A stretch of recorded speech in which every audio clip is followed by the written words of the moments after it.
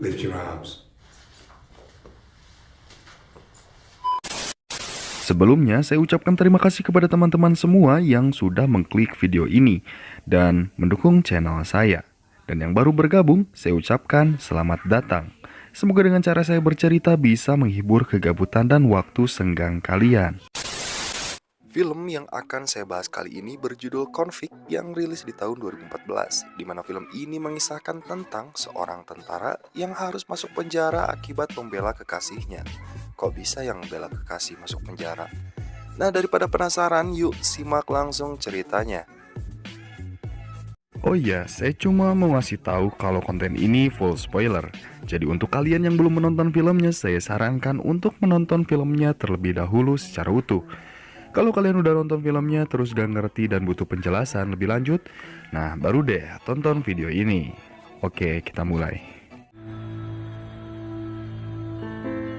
Film yang melatar belakangi sebuah daerah di Australia di mana terdapat seorang pria yang bernama Ray Francis.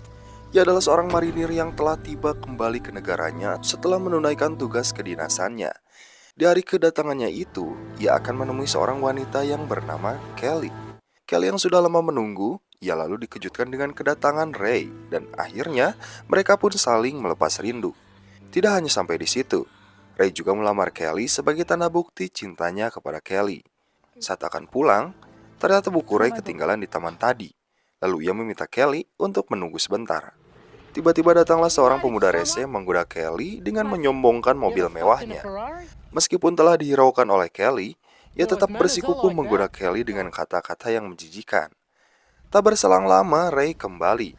Namun bukannya segan kepada si bapak tentara ini, si anak ini malah ngehajain melakukan seksual expose ancim. Saya yang nonton ini jadi kesal, bisa-bisanya gitu. Akhirnya baku hantam pun terjadi. Karena tidak mampu melawan Ray, ia pun mengeluarkan pisau, namun naas. Ia malah tertusuk oleh pisaunya sendiri hingga membuatnya tewas.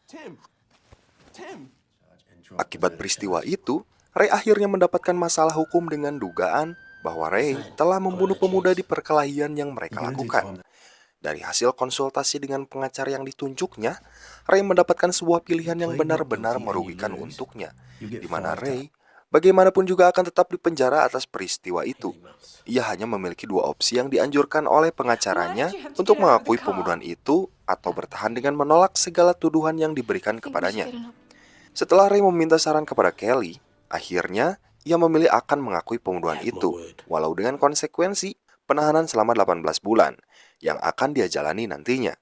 Ternyata ayah dari pemuda yang tewas saat lalu merasa marah dan murka akan kejadian yang menimpa anaknya tersebut.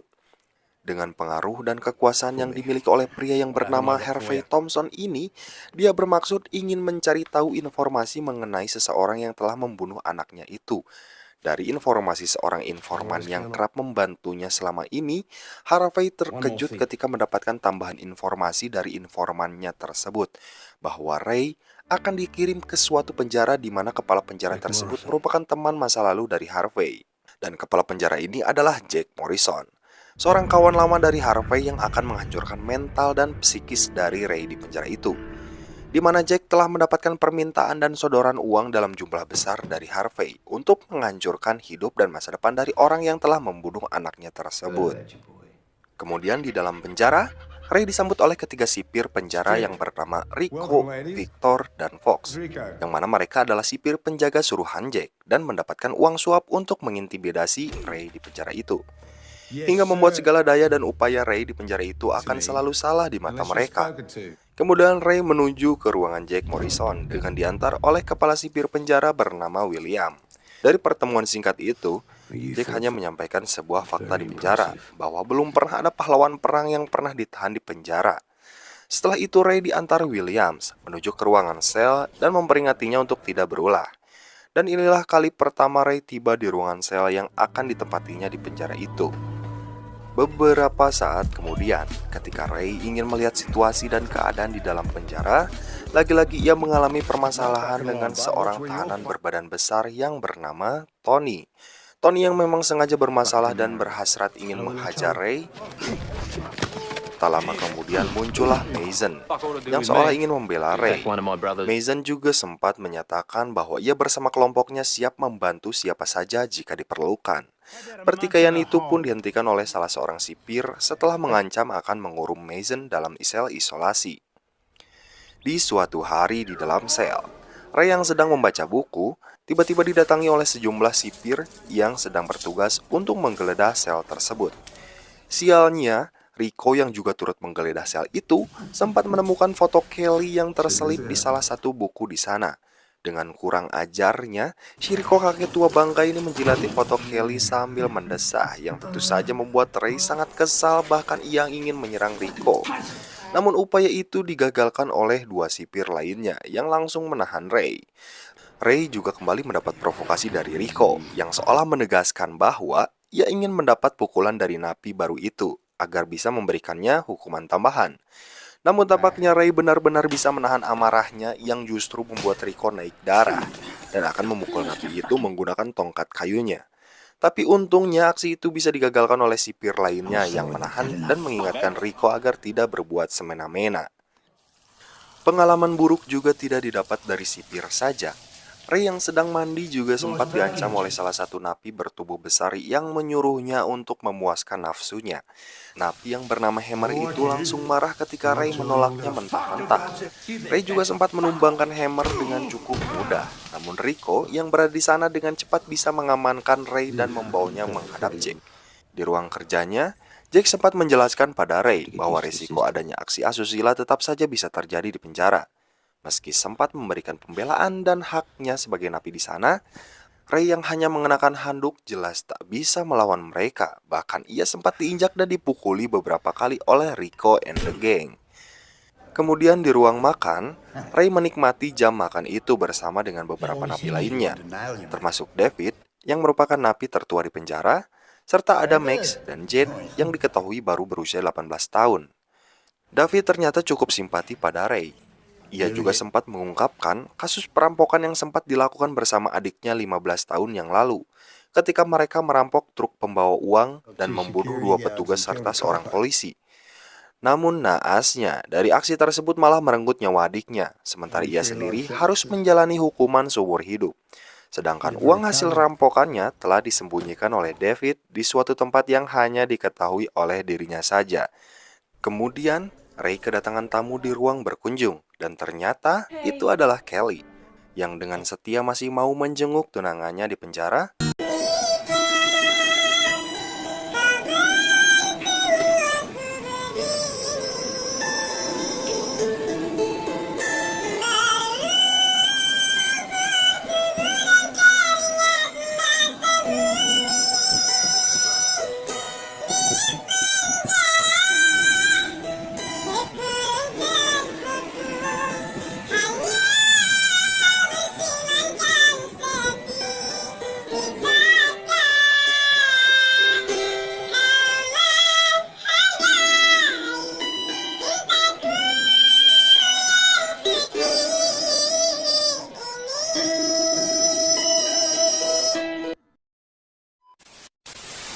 Meski sayangnya pertemuan itu tidak berlangsung lama, karena Rico hanya memberikan waktu jenguk yang sangat singkat pada Kelly. Tidak hanya di situ saja, sipir kurang ajar ini si Rico bahkan sempat berbisik pada Ray dengan mengatakan bahwa ia ingin sekali bercinta dengan Kelly. Mendengar hal itu, sontak membuat Ray sangat tersulut dan ingin sekali membuat rujak dari cingur si Rico. Sementara David yang melihat hal itu mencoba untuk meredam amarah Ray. Pasalnya, David merasa bahwa selama ini para sipir tidak bertindak kasar padanya karena ia sendiri juga tidak mempunyai masalah dengan siapapun. Dalam waktu luangnya, Ray juga sempat bermain kartu dengan Mason dan kelompoknya. Dari sinilah akhirnya Ray si napi baru mulai bisa berbaur dan mendapat simpati dari kelompok Mason. Terlebih ketika ia sempat mengalahkan Mason dalam permainan kartu. Di hari yang berbeda, ketika Ray sedang membersihkan toilet, tiba-tiba ia didatangi oleh Wesek, yang ternyata masih menaruh dendam pada napi baru itu, dan langsung mengajaknya untuk berduel. Namun, tampaknya napi bertubuh besar itu bukanlah lawan yang sepadan bagi mantan militer itu. Alhasil, dengan mudahnya, Ray melumpuhkan Wesek. Tak berlangsung lama, datang beberapa sipir termasuk Jack yang semakin geram karena perkelahian yang selalu dilakukan oleh Ray. Dengan tidak ada akhlak, kepala penjara itu melakukan pelecehan pada Ray dengan menggunakan tongkat pemukul milik salah satu sipirnya. Di kantor, ketika sipir yang sedari awal sudah mendapat bagian uang dari Jack untuk menghabisi Ray, kini nampak mulai membicarakan tentang napi baru itu. Salah satu sipir yang bernama Victor bahkan sampai memutuskan untuk tidak mau lagi melakukan aksi keji kepada Ray karena merasa perlakuan mereka selama ini sudah terlalu berlebihan. Victor nampaknya tidak takut sama sekali. Ia bahkan sampai mau melaporkan kasus suap yang selama ini terjadi. Perdebatan itu kemudian terhenti ketika kepala sipir bernama Williams datang ke ruangan karena ia merasa ada yang janggal dengan sejumlah kekacauan yang sempat terjadi di penjara, terutama soal perkelahian Ray dengan Wesek di toilet baru-baru ini. Menurutnya, Ray yang semestinya bertugas di perpustakaan tidak boleh diberi tugas lainnya, termasuk membersihkan toilet. Namun Rico berdalih bahwa pemindahan tugas itu dilakukan karena keinginan David sendiri yang tidak mau posisinya digantikan oleh Ray di perpustakaan. Mendengar hal itu, William langsung mendatangi David dan meminta keterangan atas pemindahan tugas Ray. Sipil itu juga menegaskan bahwa pemindahan tugas napi harus dilakukan atas izinnya dan tidak bisa diputuskan sendiri oleh siapapun. Dari sinilah Ray mulai merasa jika sipir tersebut berbeda dengan sipir lainnya. Sementara itu di ruang kerja Jack, Rico dan Fox mengadukan keputusan yang sempat diambil oleh Victor. Bahkan, mereka menyatakan sipir muda itu telah mengancam akan melaporkan kasus suap yang mereka lakukan. Jack lalu memerintahkan Rico dan Fox untuk segera mengatasi masalah tersebut dengan menghabisi Victor sebelum sipir muda itu benar-benar melaporkan kasus suap mereka. Di dalam selnya, Ray mulai mengungkapkan tentang masa lalunya pada David, terutama mengenai alasannya keluar dari dunia militer. Dia menuturkan bahwa dulu saat di Irak, ia pernah menembak seseorang yang mencurigakan. Namun ternyata sasarannya itu adalah anak laki-laki yang diketahui sedang kelaparan dan ingin mencari makan. Konyolnya aksi itu malah diapresiasi oleh negara dengan memberikan Ray penghargaan medali keberanian. Sementara ia sendiri justru sangat menyesal karena sudah tidak sengaja membunuh seorang anak tak bersalah yang hanya ingin mencari makan. Rasa penyesalan itulah yang kemudian menjadi alasan baginya untuk keluar dari kemiliteran. Di waktu yang sama, Rico dan Fox kini terlihat sedang menggeledah sel salah satu napi di sana dan mendapati adanya senjata tajam yang disimpan di dalam bantal. Sialnya, napi itu malah dihasut seolah telah menjadi pembunuh Victor. Ketika ia yang sedang membersihkan toilet dan mendapati jasad sipir muda itu yang sudah terbaring penuh darah. Tidak hanya sampai di situ, Rico dan Fox juga kembali berulah. Namun kali ini, korbannya adalah Kelly. Wanita yang ingin menjenguk kekasihnya itu malah diminta untuk melepaskan pakaiannya. Dengan dalih, jika kedua sipir itu harus mengecek setiap pengunjungnya dengan detail. Kemudian, Rico malah memprovokasi Ray dengan menunjukkan video kekasihnya itu. Tentu saja si Ray semakin gedek kepada sifat tua yang sudah bau tanah tersebut. Ujian hidup Ray terus berlanjut. Ray diancam oleh Mason karena telah menolak untuk bergabung dengan kelompoknya. Lalu ia mengatakan akan menghabisi David dan Kelly yang merupakan orang-orang terdekatnya. Kemudian amarah pun memuncak sampai ke ubun-ubun. Dengan beringasnya, Ray meluapkan semua amarahnya dengan menghabisi Rico dan Fox yang juga ada di tempat tersebut. Namun aksi itu tak berlangsung lama. Karena Williams tiba-tiba datang dan langsung memukul Ray hingga pingsan. Sipir jujur itu juga sempat mencurigai keanehan yang terjadi di sana. Bahkan ia sampai mendatangi Jack hanya untuk mencari tahu fakta yang terjadi selama ini. Terlebih, Ray yang juga tidak seharusnya berada di bengkel, mengingat ia hanya ditugaskan untuk berada di perpustakaan. Ditambah lagi Ray juga tinggal menunggu beberapa bulan untuk bisa bebas dan tidak mungkin menyerang petugas jika tidak ada sesuatu yang memancingnya. Namun sayangnya, Williams yang hanya bawahan dari Jack jelas tak bisa membantah apapun keputusan dari kepala penjara itu. Alhasil, Ray dihukum untuk menetap di sel isolasi karena telah menyerang dua sipir di penjara tersebut.